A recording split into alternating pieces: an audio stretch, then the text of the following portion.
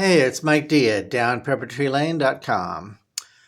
Today, two biographies I want to share with you. Completely different actors. Peanut butter and jelly. I'm going to put two different ones together just for fun.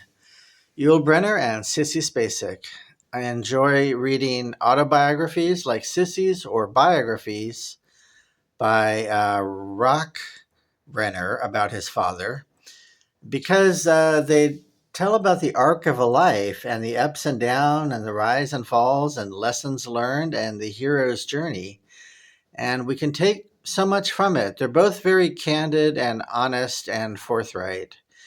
And I recommend both of them highly. The Spacek one is autographed. It might go in my antique booth, or I could keep it with my collection.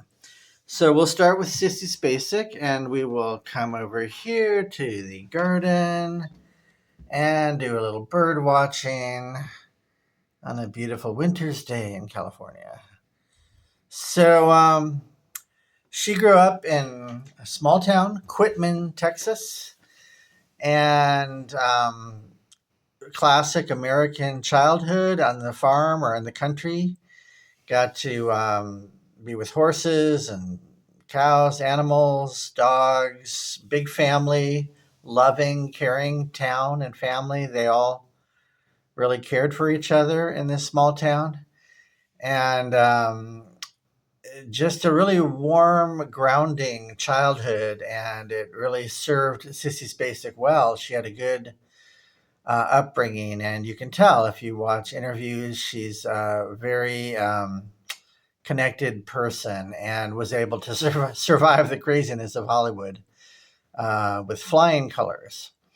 So by in the 60s, she becomes popular. She's a tomboy, good in sports, cheerleading, even though she's very petite.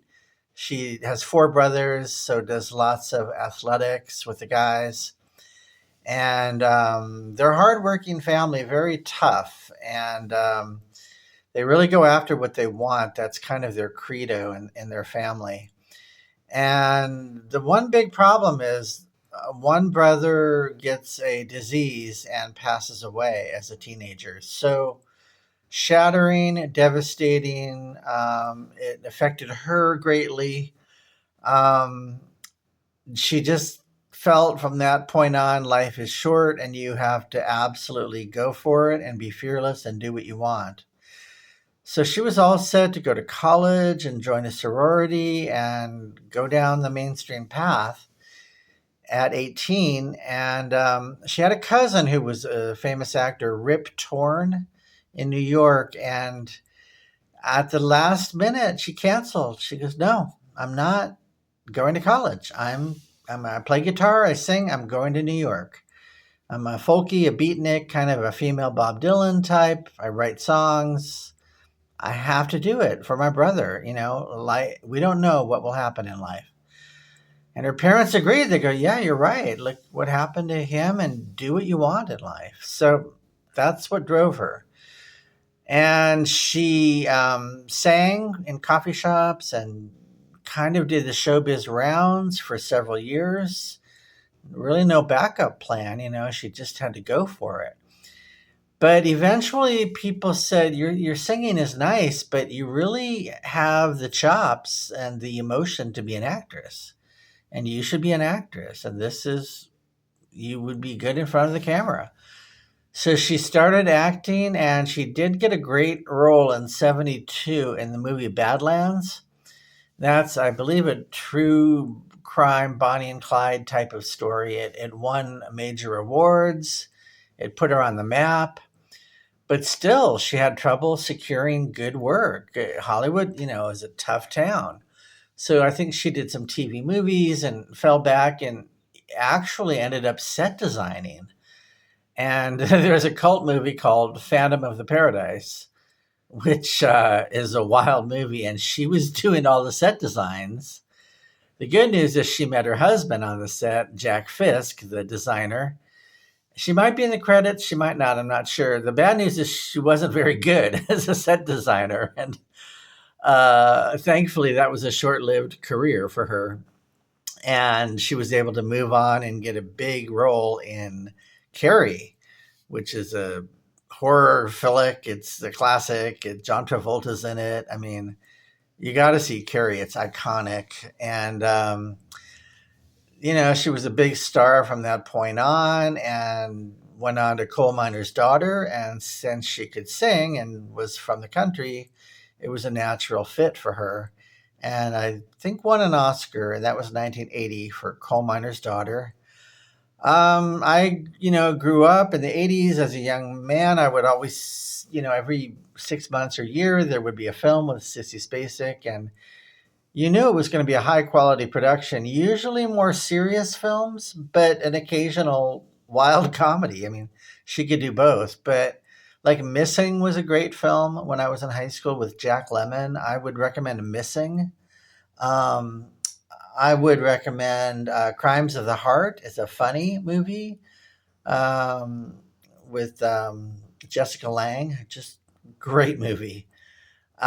She did Violets Are Blue, a romance. I like that one. The River, a drama with Mel Gibson. There was The Plight of the Farmers. This was around the time of Farm Aid, and Hollywood was really making a lot of films about the American farmer at this time. So The River is good. I like Hard Promises.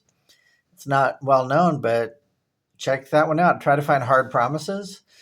In the 90s, she moved away to, I think, Tennessee to a horse ranch and raised her daughters and had a very grounded life in the country, a real balance to all the travel of Hollywood. So it turned out to really work out great for her. And she really loved the country and was able to go back to small town living. That was in her heart. More recent films, In the Bedroom is kind of a really good mystery type of plot, really different. And then Four Christmases is very funny. I mean, you got to see that movie if you have family problems and can relate. Four Christmases for sure. So the Yul Brynner book it's written by his son, Rock Brynner. He was from Russia, let's say, and moved to Paris and hung out with the gypsies. His whole kind of background is mysterious, and that's the thing about the gypsies is they travel and have their own community and never really tell you exactly who they are or what they're doing. And he learned to sing and dance and play guitar with the gypsies in Europe, and that was perfect for him. He was a character, an adventurer, and he made his way to America. Had a very strong presence and ego and power to him, and ended up television directing, believe it or not. In the early 50s with live television, Yul Brynner was the television director on the floor. But he wanted to act and he was having trouble launching, but sure enough, The King and I came around as a play, and everyone knew they needed an exotic, powerful actor, and he was the guy. And he was fantastic in that role. It was a sensation on Broadway, and then it led to a movie, and he was cast in The King and I, and led to a spectacular Hollywood career. And I remember growing up with like the Ten Commandments, and he was the powerful Ramses against Charlton Heston, and it was epic. You got to see these biblical movies that he did. He was great in those like Egyptian epics, and they cast him as exotic characters and mesmerizing. You couldn't take your eyes off him. The problem was he had a giant ego. He was very difficult to work with. He probably thought of himself as a director. He had a really hard time eventually in Hollywood, and people did not want to cast him. And he had an up and down career as it got into the 1960s.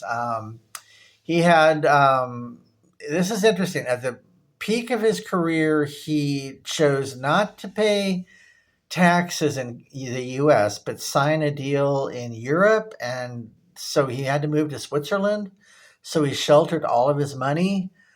But that came back on him because eventually he ended up owning a French castle, but he couldn't, like, because of the laws, he couldn't sell it or keep it up, or it was really complicated. He got trapped with this French castle. You'll have to read the book to understand the exact details. I don't want to get into it, but he ended up being based in Europe and having money problems. Let's just put it that way. And he would go to America to work. He had a lot of hassles because of his shaved head. People like to do cartoons about him and caricatures. He just had to tough it out. Later in life, he did Future World. That was a good movie. He did the Magnificent Seven cowboy film. I mean, he did some great stuff later on. But in the end, it all came back to going back to Broadway, going back on the stage and doing The King and I, and grueling performances week after week. And he was at that point, he was kind of typecast into that role. And it was physically demanding. He was getting older, having health problems. He was a smoker, but he had to do it. The show had to go on. The guy was just a trooper, and he needed money to keep it all going, the lifestyle of a star. And that's what he did. Just he worked doing like a couple thousand performances of The King and I right till the end. He did do a cancer commercial. I remember it. And he said, look, don't smoke. You're going to end up like me and die of cancer. And they released the commercial after he died. It was very powerful. And I think a lot of people quit smoking because of that Brynner commercial. So his son, Rock, grew up in the lap of luxury. But as an adult, I mean, he had a big one-man show that was successful, but he didn't have the power and charisma of his dad. I mean, who could? It's a one in a million thing. But he tried his best. He dated Liza Minnelli and got to know Judy Garland. That's an interesting chapter. I mean, Yul Brynner and Judy Garland had a brief affair, but kind of were friends because their kids were the same age. They're like, hey, do you want to come play at my house? Like, they still have normal lives in their neighborhoods in Beverly Hills and all that. So Rock Brynner ended up just having a lot of problems and issues with his identity, and he ended up working with like the Hard Rock Cafe and as a restaurant manager, and he found his own way in life. But it would be almost impossible to carry on in the footsteps of Yul Brynner. But I think one night he did do The King and I. Yul Brynner couldn't speak, and he went on stage for him. And I think they told the audience that like Rock Brynner is performing in The King and I tonight. And so for one time, he did step into his enormous shoes for to son to follow in his father's footsteps. So they're both fantastic books, but definitely I would read the Yul Brynner as well. He's a one in a million personality. He had incredible charisma and style and confidence, and they're both mesmerizing books. So I'm Mike D at downpeppertreelane.com. Check out my store, my jewelry, my cool stuff and antiques, and support my work. Like and subscribe. Thank you. Bye.